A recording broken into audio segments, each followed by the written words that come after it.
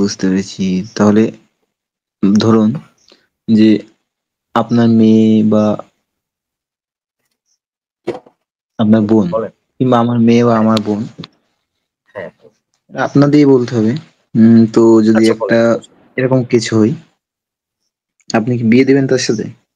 আচ্ছা, এই বিষয়টা আমরা এর আগেও ক্লিয়ার করছি। হ্যাঁ, আপনি একটু মনোযোগ হ্যাঁ, দিয়ে শুনবেন, তাহলে বুঝতে পারবেন।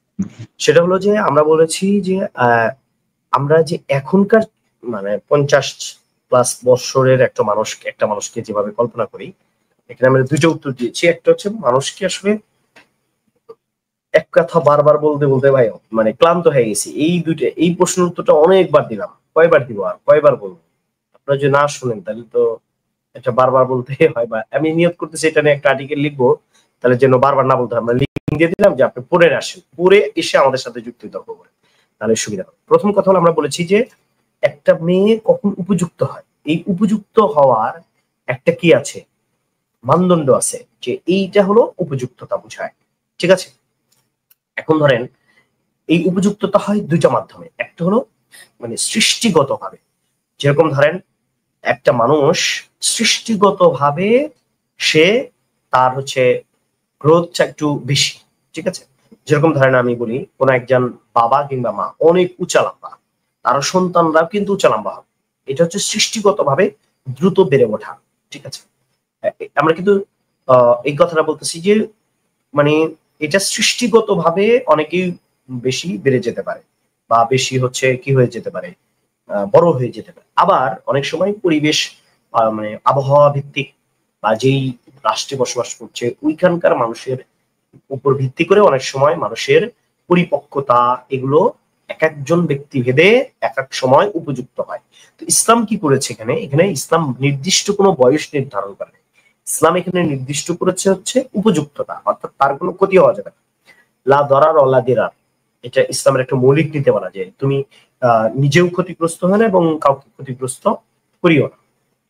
এখন কথা হলো যে এই যে ছোট বাচ্চা, আমার কথা আপনারা বলতেছেন যে এত ছোট মানুষকে কেন বিয়ে দিল, 9 বৎসরে কেন হচ্ছে রাসূল ঘরে উঠেন, অথচ রাসূল সাল্লাল্লাহু আলাইহি ওয়াসাল্লাম এই 9 বৎসরে আম্মাজান আয়েশা পরিপূর্ণ উপযুক্ত ছিলেন। এটা খুদ আয়েশা রাদিয়াল্লাহু তাআলার নিজস্ব বক্তব্য আছে। তিনি এই যে সুনানে তিরমিজির মধ্যে আছে, এবং এই হাদিসের মানটা সহি। আমরা এই হাদিস নিয়েও আমাদের একটা আলাদা একটা লাইভ আছে, ওটা আপনারা দেখলে বুঝতে পারবেন। ইদা বালাগতিল জারিয়াতি সাসিনিনা ফাহিয়া ইমরাতুন, কোন মহিলা যখন 9 বছর পৌঁছে যায় তখন সে পরিপূর্ণ প্রাপ্তবয়স্কা হয়ে যায়। তাহলে তার মানে কি, আয়েশা এই বক্তব্যটা কিন্তু অনেক গ্রহণযোগ্য। কারণ নারীদের ক্ষেত্রে সমস্ত মাসলা মাসাইল কিন্তু আম্মাজান আয়েশা থেকেই বর্ণিত হইতো। ঠিক আছে? সেহেতু ওনার এই বক্তব্যটা অবশ্যই একটা গুরুত্বপূর্ণ জিনিস, যে তিনি ওই সময়ে দেখতেন যে মানুষ 9 বছরে স্বাভাবিকভাবে 9 বছরে উপযুক্ত হয়েছে। তার মানে যে আম্মাজান আয়েশা বলতেছেন 9 বছরেই উপযুক্ত হওয়া বাধ্যতামূলক থাকে না। কারণ ইসলাম আসলে বয়সই নির্ধারণ করে না। ইসলাম হলো উপযুক্ততা নির্ধারণ করেছে, তার কোনো ক্ষতি হওয়া যাবে না এটা নির্ধারণ করেছে। এটি আপনি বাদায়ুস সানায়ের মধ্যে পাবেন, হানাফি মাযহাবের একটা গ্রহণযোগ্য একটা মানে ফিকহের কিতাব, ওখানেও আপনি এটা পেয়ে যাবেন। ঠিক আছে? তাহলে এখানে প্রথম কথা হলো যে আয়েশা রাদিয়াল্লাহু তাআলা বা অন্যান্য যে বিবাহের কথা যে বলা হয়েছে, এই বিবাহটা বয়স নির্ধারণ করা হয় না, বরং উপযুক্ততা নির্ধারণ করা হয়েছে। এখন আপনি যদি বলেন যে রাসূল সাল্লাল্লাহু আলাইহি ওয়াসাল্লাম বিয়ে করছে তার পেডোফাইল, তাহলে এখন বর্তমান বিশ্বে দেখবেন যে আমাদের দেশে 18, কিছু কিছু দেশে আছে, যে আমার সামনে এখানে আছে, আমি আপনাকে একটু বলি। কিছু কিছু দেশে বিবাহের বয়স নির্ধারণ করছে হচ্ছে কত বছর, একটু দাঁড়ান আমি বলি। এই যে আমার কাছে একটা চার্ট আছে, হ্যাঁ, এখানে অস্ট্রেলিয়াতে হচ্ছে 14 বছর করা আছে। এখন আপনি যদি অস্ট্রেলিয়াতে হচ্ছে বিয়ে করেন 14 বছরে, তাহলে বাংলাদেশের মানুষ আপনাকে পেডোফাইল বলবে না? কারণ অবশ্যই বলবে, কারণ ওখানে তো এইখানে তো 18 বছর হচ্ছে উপযুক্ত। তাহলে ইসলাম যদি এরকম বয়স নির্ধারণ করে দিত তাহলে ইসলামের সুপরিপূর্ণ ভুল প্রমাণিত হয়।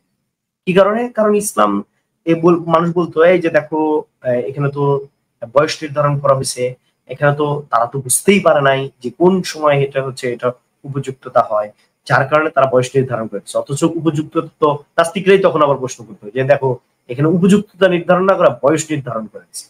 অথচ বর্তমান পশ্চিমা বিশ্বের যে কালচার, এই কালচার অনুযায়ী কিন্তু এক রাষ্ট্র আর এক রাষ্ট্রের কাছে পেডোফাইল হয়ে যায়। ঠিক আছে?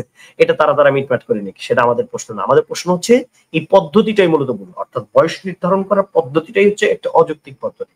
ইসলামী পদ্ধতিতে নির্ধারণ করে, ইসলাম হচ্ছে উপযুক্ততা নির্ধারণ করেছে। আচ্ছা, এটা একটা গেল যে আমাদের আয়েশা 9 বছর উপযুক্ত ছিলেন। বাস এখানে আমাদের আয়েশা 9 বছরে বিয়ে করছেন মানে যে আমাদের মা বোনকে আমরা 9 বছরে বিয়ে দিব তা না। আমাদের মা বোন, কারণ ওখানে মানদণ্ড হলো উপযুক্ততা, ঠিক আছে? আমাদের মা বোন হচ্ছে আমাদের বোনরা যদি উপযুক্ত হয় তখন অবশ্যই আমরা বিয়ে দিব, কোনো সমস্যা নাই। আচ্ছা, এবার হলো আমরা কি 40-50 বছরের ব্যক্তিদের সাথে বিয়ে দিব কিনা, এটা একটা প্রশ্ন। দেখেন, এটা আমরা অবশ্যই বিয়ে দিব না। আমরা যারা এখন আছি বা কেউ দিলে বিয়ে দিতেও পারে, এটা মানে দিলে যে এটা খারাপ হবে, অনৈতিক হবে তা কিন্তু আমরা বলছি না। ধরেন আমরা স্বাভাবিকভাবে অনেক কিছুই কিন্তু হালাল, কিন্তু আমরা সেগুলো পছন্দ করি না। অনেক সময় আছে যেরকম ধরেন আমরা আমার কথা বলি ঢেঁড়স খাওয়া, আমি এটা পছন্দ করি না, কিন্তু এটা কিন্তু আমি জানি যে এটা বৈধ, ঠিক আছে? আচ্ছা, এখন কথা হলো যে মোহাম্মদ সাল্লাল্লাহু আলাইহি ওয়াসাল্লাম যে আয়েশাকে বিয়ে করছেন, এখানে যে তার বয়স যে হচ্ছে বেশি ছিল, তার যে বয়স বেশি ছিল, এইটা আসলে তাদের দাম্পত্য জীবনে কোনো সমস্যার সৃষ্টি হয়েছে কিনা। প্রথম কথা হলো যে মোহাম্মদ সাল্লাল্লাহু আলাইহি ওয়াসাল্লাম একজন হ্যান্ডসাম মানুষ ছিলেন, একজন নবী, তার চেহারা, তার হচ্ছে দেহ কাঠামো এটি খুবই চমৎকার ছিল। অর্থাৎ আপনি এখন যে কল্পনা করতেন ও 50 বছর মানে বৃদ্ধ, কিন্তু মোহাম্মদ সাল্লাল্লাহু আলাইহি ওয়াসাল্লামের ক্ষেত্রে এই বর্তমান মানুষের মানে মানুষ, আমাদের বর্তমান সময়ের মানুষের সাথে যদি মোহাম্মদ সাল্লাল্লাহু আলাইহি ওয়াসাল্লামের চেহারা আকৃতির সাথে তুলনা করেন, এটা ভাই ভুল করবেন আপনি, এটা খুবই ভুল করবেন আপনি, ঠিক আছে? কারণ মোহাম্মদ সাল্লাল্লাহু আলাইহি ওয়াসাল্লামের এই যে শামাইলে মুহাম্মাদিয়াতে হাদিস আসছে যে মোহাম্মদ সাল্লাল্লাহু আলাইহি ওয়াসাল্লাম খুবই হ্যান্ডসাম একজন মানুষ ছিলেন। এমনকি তার যখন শেষ বয়সে এসে যায় তখন তিনি কি করছেন, আর একটা দুইটা কিছু চুল পাকছে, দুইটা তিনটা মাত্র চুল পাকছে, ঠিক আছে? তাহলে আপনি যদি এখন এইরকম একটা বৃদ্ধ বয়স্ক মানুষের সাথে সেই মোহাম্মদ হ্যান্ডসাম আমাদের প্রফেটের যে যে মজেজা ছিল, যে তিনি যখন খাটো মানুষের সামনে দাঁড়াইতেন তখন মনে হতো তিনি একটু লম্বা, তিনি যখন লম্বা মানুষের সামনে দাঁড়াইতেন তাকে মনে হতো তিনি লম্বাও না আবার খাটোও না, মাঝারি সাইজের, ঠিক আছে? তো এইরকম তিনি গুণে গুণান্বিত ছিলেন এবং সর্বপ্রকার দোষ থেকে মুক্ত ছিলেন। এরকম একজন ব্যক্তির সাথে বর্তমান একজন ওই 50 বছরের মানুষের সাথে আপনি কিভাবে তুলনা করতেছেন? এটা হলো আমাদের দ্বিতীয় নম্বর বিষয়। তৃতীয় নম্বর বিষয় হলো যে অর্থাৎ এই যে আম্মাজান আয়েশার সাথে মোহাম্মদ সাল্লাল্লাহু আলাইহি ওয়াসাল্লাম যে বিয়ে হয়েছিল, এই বিয়েতে কোনো সমস্যা হয়েছিল কিনা, লজিক্যালি কোনো সমস্যা হয়েছিল কিনা? কারণ আমরা জানি বেশি বয়স্ক মানুষের সাথে কম বয়স্ক মানুষের বিয়ে দিলে তাদের একে অপরের মানে কি হয়, যে এক ধরনের হচ্ছে মানে তাদের চিন্তার চেতনার কিছুটা ডিফারেন্ট হওয়ার কারণে সম্পর্কটা টেকে না, ঠিক আছে? কিন্তু মোহাম্মদ সাল্লাল্লাহু আলাইহি ওয়াসাল্লামের ক্ষেত্রে এরকম তো ঘটে নাই ভাই, বরঞ্চ আম্মাজান আয়েশাকে সরাসরি তালাক দেওয়ার অধিকার দেওয়া হয়েছে। বলছে যে তোমাকে সম্পূর্ণ তালাক দেওয়ার অধিকার দিলাম। তখন সে বলতেছে যে আমি আমার বাবা মার কাছে কি পরামর্শ করবো, এটা পরামর্শ করা বিষয় নেই, আমি তো ইয়া রাসূলুল্লাহ আপনাকেই চাই। তাহলে বুঝেন বিষয়টা কেমন, বিষয়টা ঠিক আছে?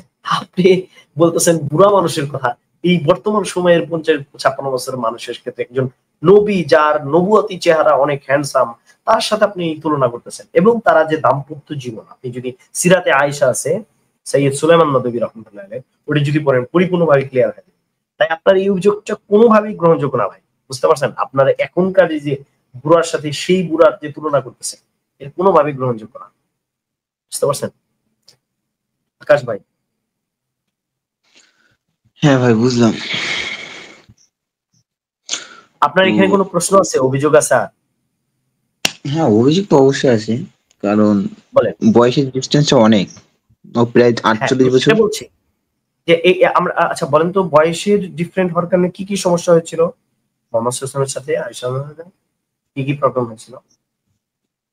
প্রবলেমের কথা তেমন কিছু পাই না, ঠিক আছে, কিন্তু হ্যাঁ, আপনি প্রবলেম এখনকার পাবেন না। দৃষ্টিতে কি কারণে? হ্যাঁ। কি কারণে পাবেন না? আপনি বয়সের খালি বয়স করলে তো হবে না ভাই। এখানে তার মনস্তাত্ত্বিক বিষয়টা থাকতে হবে। যে মনস্তাত্ত্বিক বিষয়টা কি ছিল? আপনি একটা আচ্ছা মানুষ হচ্ছে মানে ইয়া করছে হচ্ছে তার কোনো প্রবলেম হয়নি, আর মানুষের কেন প্রবলেম হবে? বলেন আপনি। আচ্ছা, সেগুলো মেনে নিলাম, আপনার কথা ঠিক আছে সবগুলো।